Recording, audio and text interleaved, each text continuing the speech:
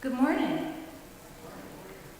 Welcome to the First Religious Society Unitarian Universalists in Newburyport, Massachusetts. My name is Mara Flynn, and I am the Director of Children's Ministry. This morning, we welcome Judith Camber, who will reflect on her experience with the power of relationships and community that have inspired her to new levels of appreciation, inquiry, and gratitude. Judith is Dean Emerita of Northern Essex Community College and founder of Co-Creating Communities of Practice, which focuses on organizational development for nonprofits and higher education. And she's also my mom. FRS comes together as a church community, online and in person, committed to love, peace, and justice. Our core values are authentic connection, courageous action, love, spirituality, and wonder. Our mission and our invitation to all of you is to come as you are, journey together in love, act with courage, transform our world. If you are visiting today or joining us for the first time, welcome. We are glad you are here. If you're joining us online, you'll find a link to the order of service in your reminder email or just below the live stream window. Every Sunday, it is such a blessing that we can gather, so let us give ourselves to it. Welcome once again. It is good to be together.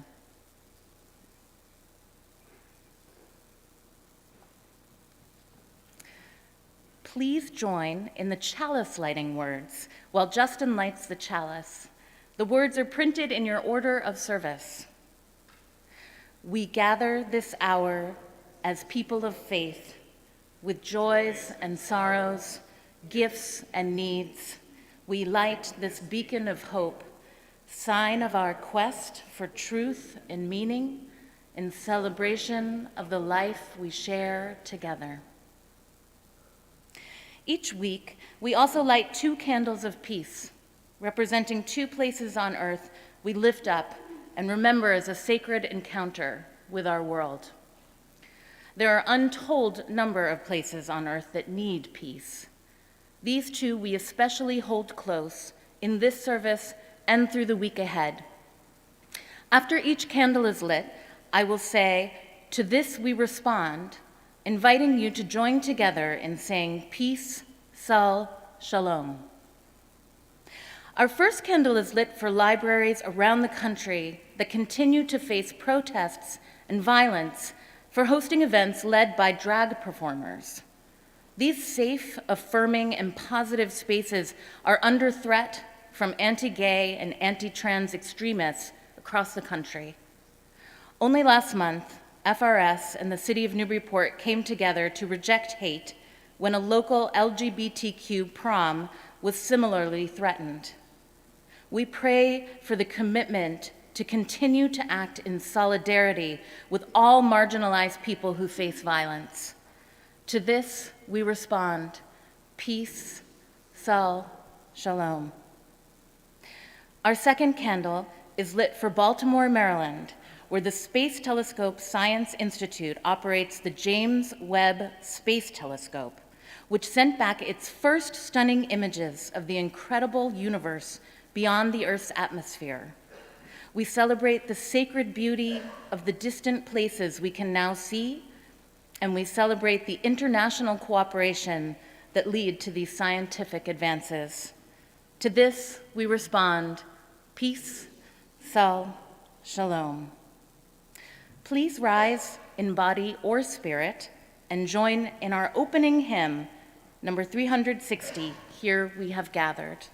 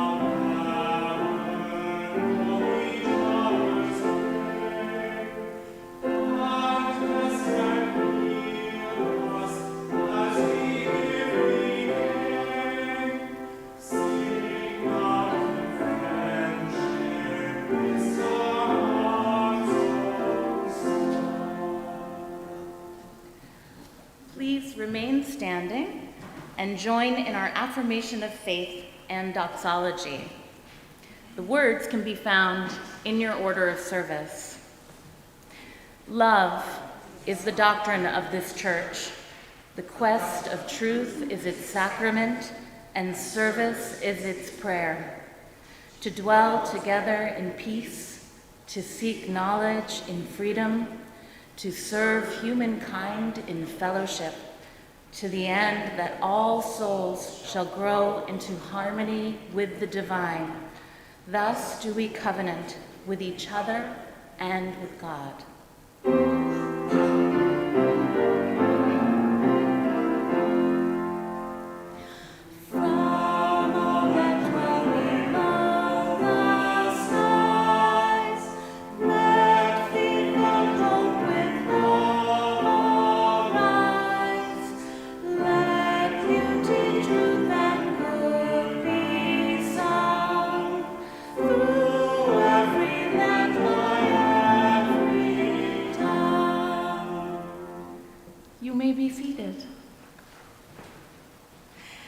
The generosity of our community is an essential ministry that supports the work of our church, both in Newburyport and beyond.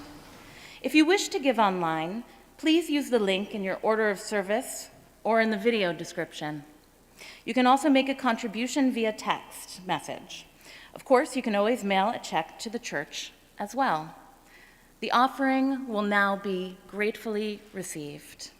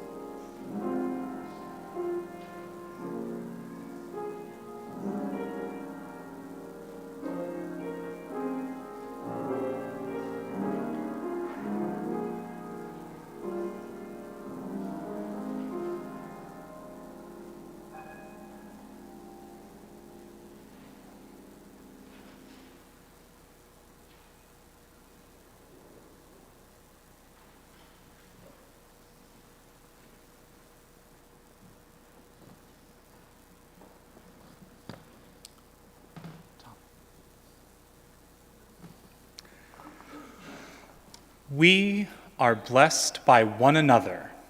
Each Sunday, we take time to lift up the joys and sorrows of our beloved faith community. Tom Himmel, our pastoral care associate, will light candles as I read the joys and sorrows that have been shared with me in advance of today's service.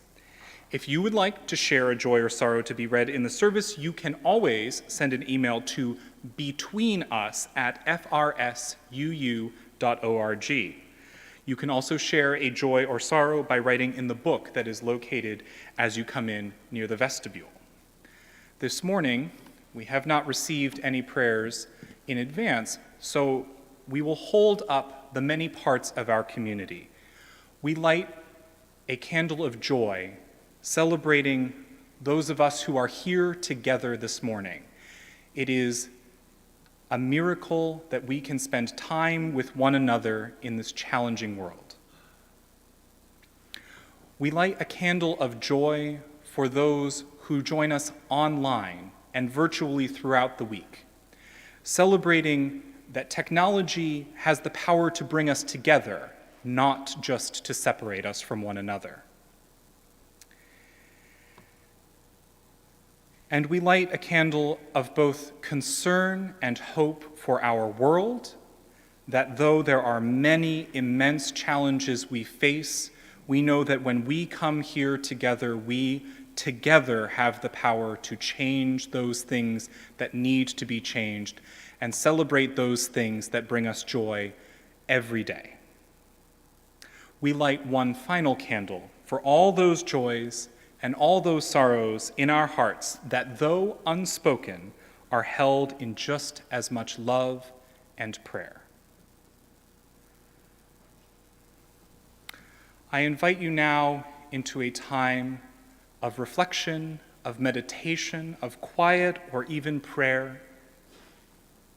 Let us take a moment.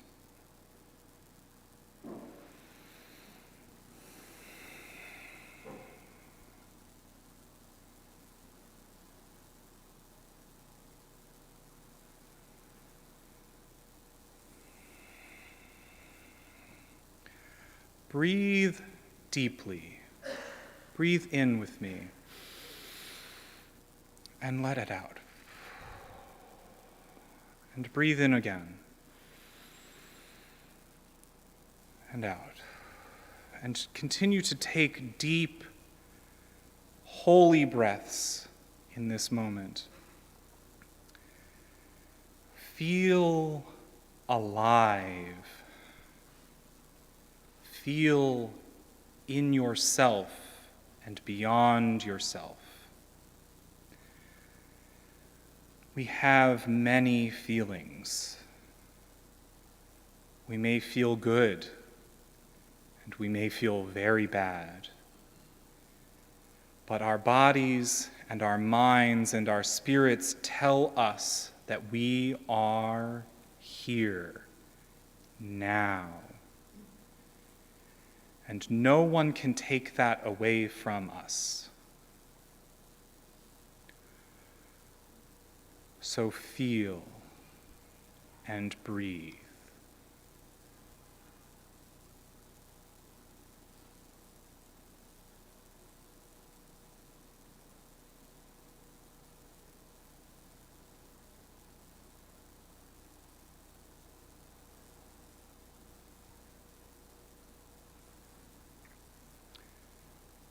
Remember that you, all of you, is a holy creation. Amen.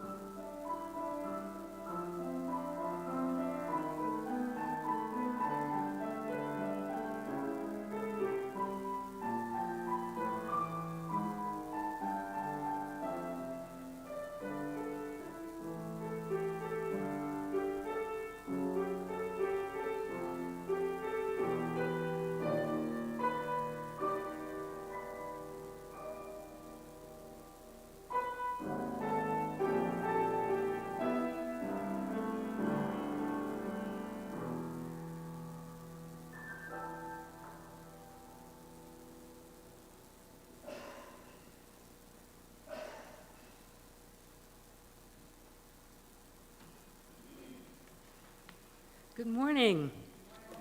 Wonderful to see you all here. My talk today is an invitation to join with me in discovering and exploring the meaning and direction our lives take when we are fully engaged by connection with others, when we choose to create in community, and make that pilgrimage that many choose to shape and take responsibility for the world around them. Think about the experience and knowledge that often evolves in the human consciousness under oppressive conditions and in times of darkness and despair. We are tragically witnessing that now in Ukraine. Think about the capacity for human beings to persevere, to change, to create for the good, and to care, really care for each other. For me, these opportunities and possibilities raise questions about the human heart, the human experience, the human spirit, and the sometimes complex and inexplicable resilience we witness of courage in human beings. I wonder about the human journey, which is often a turbulent and sometimes chaotic act of transfiguration. The stories we know of others, and perhaps our own stories, suggest that we are far more than sufferers of an external and material world that increasingly invades all aspects of our lives. In fact, we daily witness evidence of a vitality, an expression, and mystery of inner life, perhaps what some might call a spiritual path. And that causes me to wonder how it is that some people can care so deeply about something that they work against all odds and failures and disappointments and persist to change things for the better. I also wonder how it is that some people manage the condition of a broken heart and from grief and shadow emerge as leaders, risk takers, steadfast and dedicated in their resolve to do the right thing. Parker Palmer, teacher, writer, Quaker elder, in his book called A Hidden Wholeness says, "There are at least two ways to understand what it means to have our hearts broken. It means to have our heart broken. One is to imagine the heart broken into shards and scattered about, a feeling most of us know and a fate we would like to avoid. The other is to imagine the heart broken into new capacity, a process that is not without pain, but one that many of us would welcome. Palmer calls this the tragic gap, the space between reality and possibility. Is it true that people can learn from their own struggles and be inspired to care for and seek to change the condition of the world they live in? The psychologist poet Clarissa Pinkola Estes wrote, "Ours is not the task of fixing the entire world all at once, but of stretching out to mend the part of the world that is within our reach. Any small, calm thing that one soul can do for another soul to assist some portion of this poor suffering world would help immensely." We are inspired by stories of bravery, sacrifice, and courage. We know the stories of those who endured during times of political upheaval, and sadly we see that upheaval again and again. We know of so many people who have been survivors or children of survivors of genocide. We know of people who have suffered discrimination and violence. We know of people who live in extreme poverty and hunger. Shamefully, all of this in our own country. We may wish this was our past, but we know all too well that we face this and more in our world today. It is hard not to give up in the face of continuing cruelty, greed, indifference, and political dysfunction. Yet there are always some persons who are called to action. There are the heroes and leaders we learn about throughout our lives. Their stories are part of our history. They inspire us, and we are in awe of their accomplishments.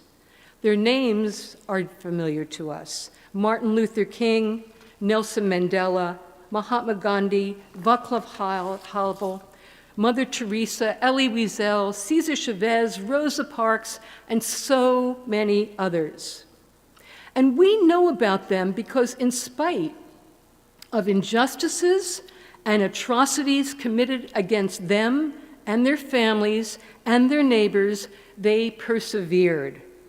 We know about them because they were leaders who, even in the midst of failure, exhaustion, imprisonment, and despair, sustained themselves and remained devoted to their cause. Nelson Mandela said, "Do not judge me by my success. Judge me by the number of times I fell down and I got back up." But the resiliency and courage that intrigues and inspire me is not just these most worthy persons, but also the people I have encountered in my own life who might well have been embittered and trapped by their circumstances. But despite unimaginable hurdles, they persevered. Among these persons are students I have known through my work at Northern Essex Community College, young adults I worked with at United Cerebral Palsy, my own friends, my colleagues, my neighbors, my family, members of the community. So I ask, how is it that some people can't get out of it, so they get into it? How do they stay the course and focus on becoming steadfast in their resolve to make a difference in the lives of other people? How do they sustain themselves while at the same time support and inspire others around them? How do people who seem to have lost almost everything step forward to mend what is within their reach? And why is it that some people who would seem to have everything necessary to live a comfortable and secure, safe life choose to dedicate their lives and perhaps risk them to help strangers? In Meg Weekly's book, Turning to One Another, she writes, "Because a leader is anyone willing to help, we can celebrate the fact that the world is abundantly rich in leaders. Some people ask, where have all the leaders gone? But if we worry that there is a shortage of leaders, we're just looking in the wrong place, usually at the top of some hierarchy. Instead, we need to look around us, to look locally, and we need to look at ourselves. When have we moved into action for an issue or concern or a person we cared about? When have we said yes? When have we taken the time to really see the people before us, to truly listen without an agenda, to simply be completely present to another human being, to be without judgment, to be without opinion, to be without the need to fix or advise? Recently, I watched a video of British anthropologist, my hero, Jane Goodall. In the video, she and her colleague are releasing a rescued chimp that was shot for its fur and near starvation. He was named Wunda, meaning near death. After the chimp was nursed back to health, Goodall and colleagues accompanied the animal on its journey to a chimp sanctuary.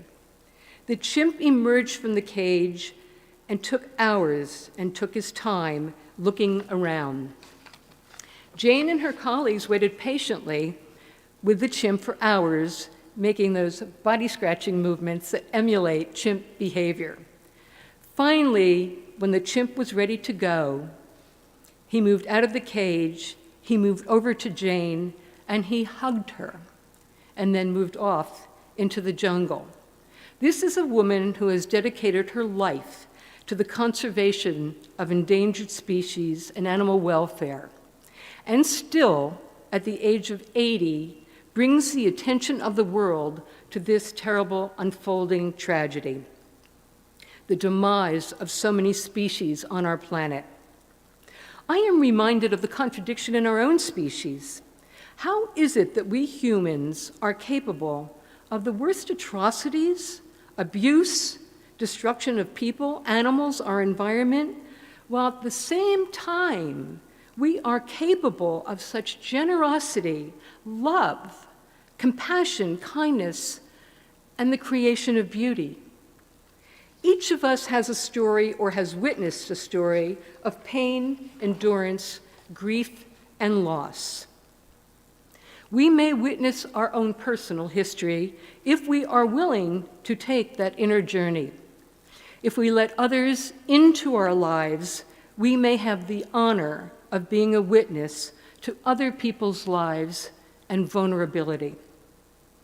Pema Chodron, Buddhist teacher, said, "How did I get so lucky to have my heart awaken to others' suffering?" So I ask, what is that place in us that grounds us and awakens us to new space for purpose and intention? Why is it that bitterness or just being too busy might not necessarily incapacitate us or make us turn away from intimacy? Why do we choose not to turn away from others?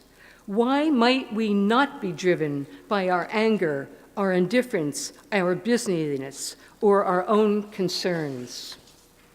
How is it in a world that increasingly views human beings as mindless consumers from the moment of birth, some people resist that damaging prospect? What is the force that infuses some people with the capacity for action, for movement, for fearlessness? What do we name it? What do we call it when people become spiritual warriors? When and how do we choose bravery and choose to bear witness? How do we become conscious and contributing participants in the world that we live in? How easy it is to be discouraged by all of the horrors, madness, and devastation we see and know about, often within minutes of its occurrence. We witness school shootings on our TV and wonder, how is this possible yet again? With all of our brilliance, technology, knowledge, education, wealth, and experience, how can it be that there is so much suffering, loneliness, indifference, sickness, poverty, aggression, fear, and hatred in our world? But then we notice who's not turning away. And the question is, who will aspire to service, bravery, generosity, and clarity? Who will, despite the inclination to throw up our hands and disappear into our own safe life, should we be fortunate enough to have that, convert that dark energy of destruction and despair into shaping, influencing, and healing our communities, our organizations, our families, our world? Who will bear witness to the suffering or mistreatment of others and freely offer their skills, their gifts, their companionship, their time, and their love? Malala Yousafzai, the Pakistani teenager shot in the head by the Taliban for campaigning for girls' education, spoke these words on her 16th birthday. "The terrorists thought they would change my aims and stop my ambitions. But nothing changed in my life except this. Weakness, fear, and hopelessness died. Strength, power, and courage was born." And in fact, Many people respond with generosity and accountability that creates models of the future they wish to create, and perhaps that we wish they would create. This happens all of the time, every day, everywhere in the world, in our own communities and in our own neighborhoods. We just need to look around. And if we are fortunate enough in our homes and within our families, we are surrounded by the willingness of people to open their hearts, give of their time, be a friend, lean into community, and speak out against injustice. Indeed, it happens if we slow down and we notice and we participate. When we think about the busy, sometimes frantic, self-involved lives we lead, we must also think about the price we pay not to notice other human beings, not to see them, not to hear them, not to listen. Everyone in this room can tell a story about fearlessness, caring, and action, and very likely and possibly some of your own actions. At Northern Essex Community College, I met students who were living in their cars but came to class every day. I knew single moms who balanced childcare, work, and school while toggling between two languages and cultures. When I worked at United Cerebral Palsy with young adults, I knew that people who struggled with every step, every word, every morsel of food that they ate, to this day, I remember them as some of the bravest and most determined people I have ever known. It was a life lesson for me about all that I took for granted. Some years ago, I organized a speaker series on genocide at the college. This gave me the opportunity to meet and get to know, and I can't help smiling when I say her name, Sonia Weitz, a Holocaust survivor, a poet, an educator, and a human rights activist. She was born in Poland. She survived the Krakow ghetto and 5 Nazi camps, including Auschwitz. She was founder and director of the Holocaust Center of the North Shore and a presidential appointee of the U.S. Holocaust Memorial Museum Council. She was the author of a book, a beautiful book of poems entitled, "I Promised I Would Tell." I'm not sure when I expected, but when she entered the room, I saw a small but powerful woman in her 80s. Her dark hair was pulled back in a bun, and she was so very beautiful. You could feel her energy, you could feel her kindness, and you could feel her strength. A hush fell over the room as she began to read her poems. During a break at the reading, I found myself out in the hallway with a young student who asked me shyly if I had a moment, and I said I did. She asked me, "Is the tattoo on Sonia's arm real?" I said, "It is." She said, "I've seen that in the movies, but I didn't know they really did that or any of this to people." I said, "They did." Sonia died on June 23rd, 2010. Her message was clear: don't be a bystander, get involved, be committed to social justice. There are people in this room who are dedicating their efforts and skills and passions to causes because they want to take responsibility for what they care about. Thomas Merton, Catholic monk and activist, said, "Do not depend on the hope of results. In the end, it is the reality of personal relationship that saves everything." Might it be that the contradictions, the confusion, the unfamiliar, the discomfort and paradoxes in our lives can lead us to resilience and change? Is this quality nurtured and born from our invitation and our need to join with others? Have we discovered that fragmentation in our politics, organizations, our schools, our businesses, our healthcare, our communities, more often than not isolates us rather than brings us together? Dorothy Day, the Catholic worker. We have all known the long loneliness, and we have all learned that the only solution is love. And that love comes with community. And I would like to end with a story from my own Jewish tradition. It is an old Hasidic tale. The pupil comes to the rabbi and asks, "Why does the Torah tell us to place these words upon your hearts? Why does it not tell us to place these words in our hearts?" And the rabbi answers, "It is because, as we are, our hearts may be closed, and we cannot place the words in our hearts. So we place them on top of our hearts, and there they will stay. One day, the heart breaks, and the words fall in."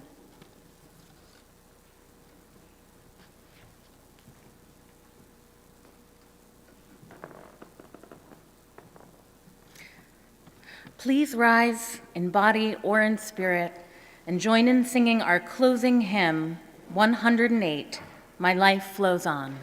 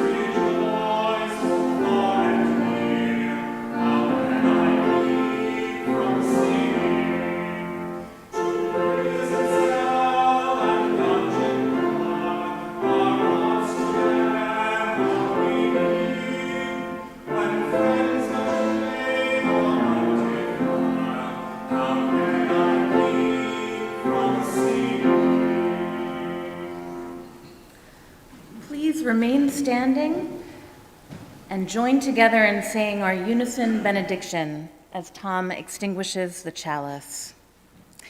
May the love which overcomes all differences, which heals all wounds, which puts to flight all fears, which reconciles all who are separated, be in us and among us now and always.